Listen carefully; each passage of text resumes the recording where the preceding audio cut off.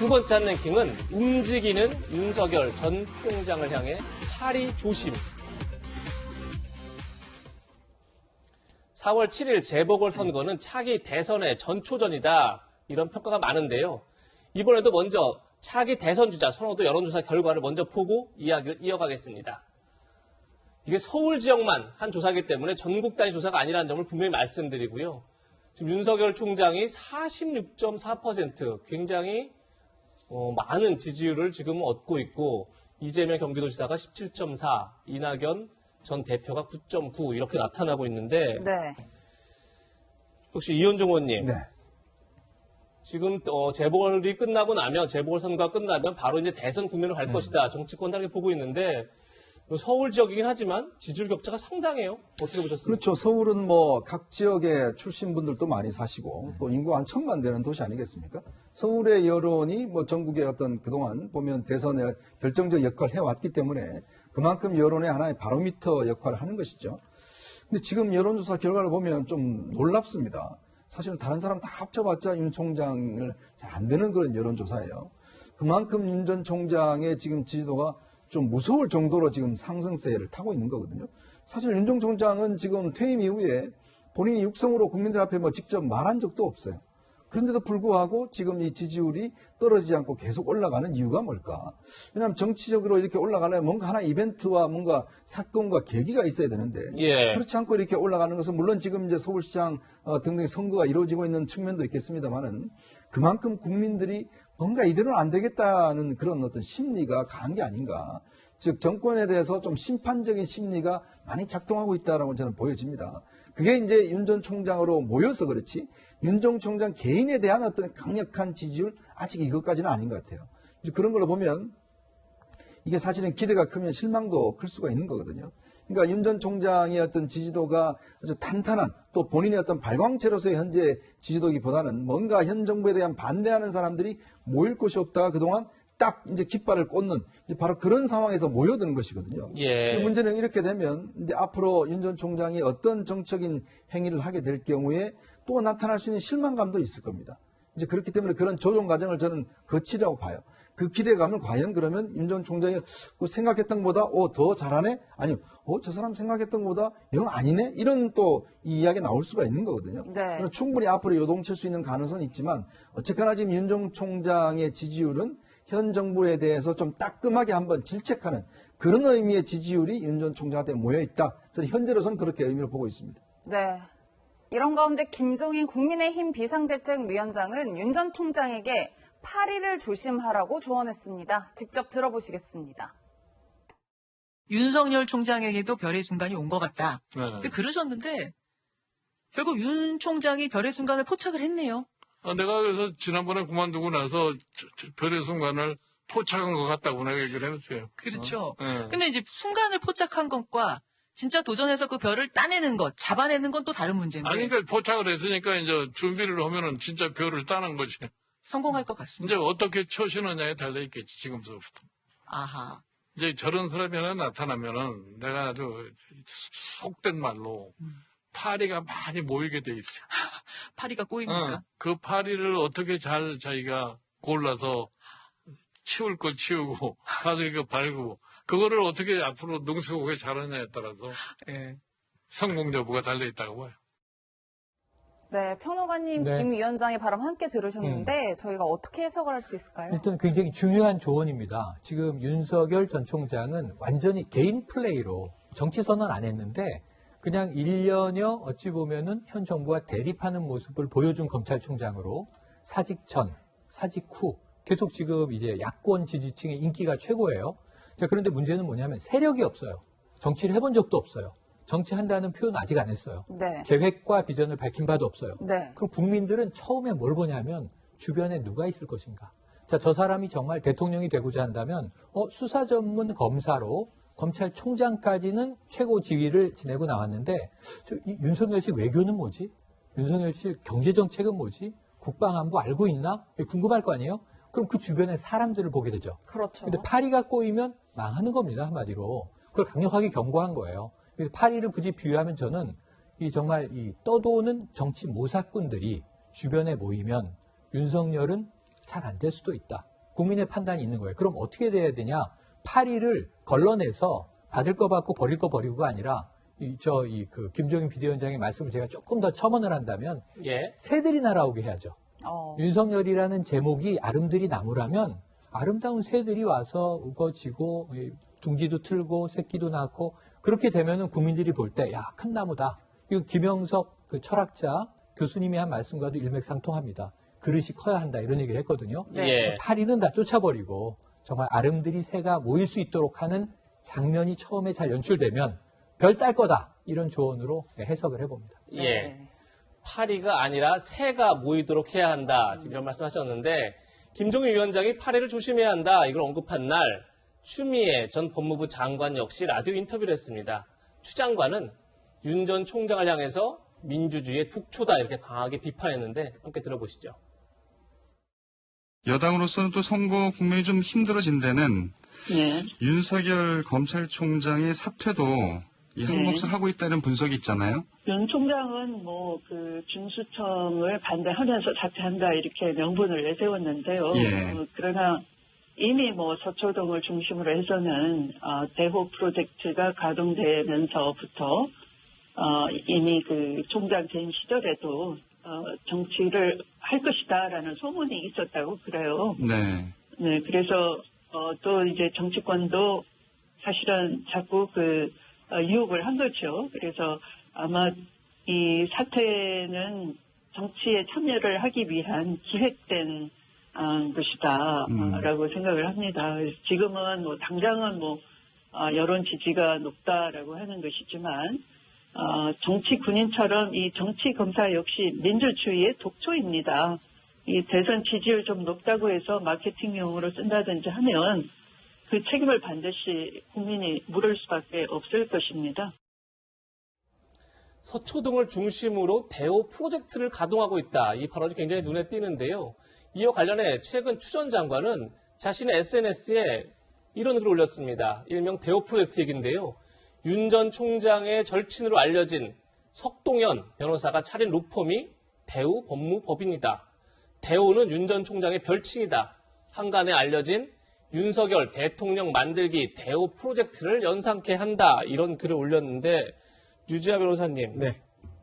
실제 서초동을 중심으로 대우 프로젝트 가동되고 있다. 이런 얘기를 들어보신 적 있으세요? 어떻습니까? 저도 이름은 들어봤는데 예. 가동되는 모습을 직접 보지는 못했습니다. 대우 프로젝트라는 이름을 들어보셨어요? 이름은 들어봤어요. 예, 예. 예, 아무래도 이제 윤 전 총장이 검사 출신이다 보니까 법조인들 중심으로 자기가 이제 윤 전 총장 혹은 그 측근을 안다. 그래서 이제 프로젝트든 포럼이든 아니면 네트워크든 이런 것들이 현재 만들어지고 있다라는 그런 소문이 굉장히 많습니다. 그거는 서초동뿐만 아니라 여의도나 전국적으로 지금 윤 전 총장의 어떤 지금 밀명을 받았다라고 하면서 여러 가지 모임을 만드는 분들도 계신 걸로 제가 알고 있습니다. 예. 네, 이제 그 중에서 실체가 있는 모임이 무엇인지는 사실 잘 모르겠고요. 다만 그만큼 윤 전 총장의 높은 지지율을 이제 보여주는 사례가 아닌가라는 생각이 듭니다. 그래서 현재로서는 저 나름대로 저도 취재해본 결과 윤 전 총장 현재 이렇게 한간에 놔두는 윤 전 총장이 누구와 함께 할 것이다 혹은 어떤 프로젝트가 만들어지고 있다라는 그런 얘기들은 그렇게 신빙성이 높아 보이지는 않고요. 예. 다만 윤 전 총장이 이제 총장을 사퇴하기 전에 언론과 했던 인터뷰 그리고 그 이후에 지금 몇 가지 행보를 했지 않습니까? 예. 그 행보들을 토대로 윤 전 총장이 어떤 생각을 가지고 정치를 해나간다면 해나갈지 그리고 누구와 함께 해나갈지를 가늠해 볼 수 있을 것 같습니다. 네. 그렇다면 이 석동현 변호사가 윤 전 총장의 정계 진출이나 대권 도전에 어떤 의견을 갖고 있는지 직접 그 목소리 들어보겠습니다. 개인적으로는 사실은 검찰총장이 네. 바로 이렇게 대권 후보가 되고 국민적 뉴스가 되고 하는 현상이 참 그렇게 그 마음이 사실 흔쾌하지는 않습니다. 윤 총장 원래 정치할 뜻이 없었던 사람이거든요. 정치인을 하면 그 영화보다는 사실은 욕먹을 일이 훨씬 더 많은 입장이고 저도 그 언저리에서 좀 몇 년간 지켜본 입장에서 볼 때도 그런데요. 그런데 지금 상황은 우리나라가 사실상 문정권의 여러 가지 폭정이랄지 또는 법치 파기 등에 의해서 지금 굉장히 지금 나라가 지금 이상해져 가고 있고 많은 국민들이 굉장히 지금 고통스러워하는 지금 그런 상황에서 만약에 이 친구에게 그러한 시대적 요청이 있다고 하면 숙명으로 받아들이거나 본인의 어떤 속의 역할을 해야 되는 그런 상황으로 받아들이라고 하고 싶습니다.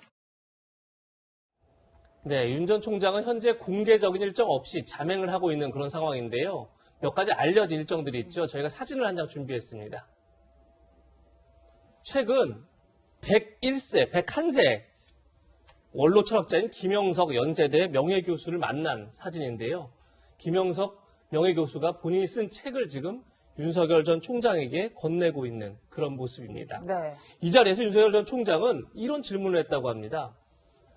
김영석 교수에게 교수님, 제가 정치를 해도 될까요? 그랬더니 김영석 명예교수는 애국심이 있는 사람, 그릇이 큰 사람, 국민만을 위해 뭔가를 남기겠다는 사람은 누구나 정치를 해도 괜찮다. 이런 얘기를 했다고 해요. 그리고 나서 또 하나 알려진 지금 일정이 있는데 지난 19일 날 김영석 교수를 만난 이후에 22일 날 김대중 정부 때 초대 국정원장을 지낸 이종찬 전 원장을 만났다. 지금 이렇게 알려지고 있습니다. 이현종 의원님. 네. 상당히 여야 진영을 넘나드는 그런 광폭행보를 하고 있다. 이렇게 좀 봐야 될까요? 어떻습니까? 뭐 일단 알려지는 면담은 지금 이제 두 가지인데요. 특히 이종찬 전 원장 같은 경우는 이종찬 원장의 아들이 이철우 지금 연세대 로스쿨 교수인데 예. 이제 윤 총장하고는 초등학교 동기입니다. 네. 그래서 이제 굉장히 친분 있고 예. 예전부터 이제 같은 동네에 살았기 때문에 잘 아는 사이예요. 근데 제가 주목하고 싶은 것은 바로 이종찬 전 국정원장과의 만남입니다. 사실 이제 김영석 교수 같은 경우는 이제 우리나라의 뭐 대철학가죠. 근데 이종찬 전 원장 같은 경우는 이 정치인이지 않습니까? 예. 이종찬 전 원장이 육사를 졸업하고 노태우 정부 시절에 이제 참여해서 민정당에 있었어요. 몸담았습니다. 당시에 사실은 이제 민정계가 3당 합당을 할 때 민정계가 그때는 박태준 전 포철회장을 이제 대권 후보로 이제 지명을 했었거든요. 예. 근데 이제 김영삼 전 대통령이 노태우 전 대통령한테 굉장히 뭐 거의 협박성 이야기를 합니다. 자, 그래서 이제 결국은 김대중 당시에 노태우 대통령이 김영삼 대통령을 이제 후보로 지명하면서 결국은 박태준 후보가 이제 좌절을 했죠. 예. 그 다음에 사실은 이 시도한 게 바로 이종찬 전 원장입니다. 이종찬 전 원장이 이제 대권 레이스를 하려고 하다가 또 이것 또한 사실은 노태우 대통령의 반대로 좌절을 했어요. 예. 결국 탈당을 합니다. 그래서 이제 새한국당이라는 당을 만들었어요. 작은 당을 만들었습니다. 이게 나중에 또 민주당의 흡수 합병이 돼버려요. 그러다가 결국 마지막에 뭘 하냐면 바로 김대중 대통령의 대통령 만들기를 진두지휘합니다. 바로 그 뭐냐면 당시에 김대중 대통령의 그 대선 전략을 짜는데 핵심적인 역할을 당시에 누가 하고 했냐면 이제 이강래 전 의원하고 함께 이걸 했거든요. 예. 그래서 이 만들어낸 게 바로 DJP 연합입니다. 예. 그래서 여기에 대선 승리를 이뤄냈고 결국 끝나자마자 이제 국정원장으로 갔거든요. 자, 그러면 이종찬 지금 전 원장은 그런 게 있죠. 본인이 대권을 시도해 봤었고, 그 다음 제3지대를 만들어 봤었습니다. 예. 그리고 또 대권 전략을 마련해서 본인이 직접 대통령을 만들어 봤어요. 그러니까 여러 가지 경험을 다 가지고 있는 분이에요. 예. 자, 그런 사람을 윤 전 총장이 만난 거죠. 어떤 조언을 했을까요? 제가 예상을 해보면 제3지대 너무 힘들어. 그거 만들지 마. 예. 왜냐하면 이게 시간도 없다. 자, 그러면 결국은 이 거대 여당인 국민의힘과 어떻게 그러면 연대를 할 것이냐? 바로 그런 부분이라든지. 저는 아마 정치 실무적으로 보면 이 대권 그동안 만들어 본 전략가들 중에 몇몇이 있는데요. 특히 뭐 이해찬 전 대표라든지 제가 말씀드린 이종찬 전 이제 원장이라든지 몇몇 분이 계세요. 그런 측면을 본다면 이종찬 원장의 만남은 아마 윤 총장 입장에서 보면 자신의 앞으로의 행보에 있어서 어떤 길을 가야 되고 그 길에서 장애물이 뭔지 예. 이런 부분들을 아주 구체적으로 들었지 않겠는가라는 저의 전망입니다. 네, 이현정 의원님의 뭐 개인적 전망을 저희가 들어봤고요. 평론가님, 저는 이 부분이 참 궁금한 네. 게 현재까지 윤 전 총장이 자맹을 이어가고 있긴 하지만 사실 정치권에서는 한 12일 정도 남은 4.7 재보궐 선거 전에 윤 전 총장이 어떤 메시지를 내놓을까 이 부분일 텐데 어떻게 보세요? 저는 낼 것으로 보는데 여야 특정 후보 호불호에 대한 입장은 안 나올 거예요. 아주 원칙적인 얘기를 낼 걸로 봅니다. 그러니까 예를 들면 뭐 특정 기호, 특정 정당, 특정 후보와 관련해서 연상해서 지금 야권을 지지하는구나 라고 하는 느낌을 주는 이야기가 아니라 원칙적으로 이번 선거의 의미는 무엇이다. 이 유권자의 뜻이 정확히 반영돼야 한다. 뭐 예를 들면 이런 원칙적인 얘기를 메시지가 안 나올 것 같지는 않아요. 나오는데 매우 원칙적인 얘기다. 윤 전 총장다운 얘기다. 그 다음에 중요한 메시지는 선거 후에 나오겠죠. 네. 예. 아마 저는 이게 1년의 시리즈로 준비될 걸로 봐요. 그래서 결과를 지켜보고 자 이것은 국민의 어떠한 뜻이 반영된 것이라고 나는 읽는다와 함께 정치 행보를 하기 위한 이 시리즈로 이제 오프닝의 시점이 다가왔거든요. 네. 이게 뭐 1년도 안 남은 대선인데 하세월 할 수 없거든요.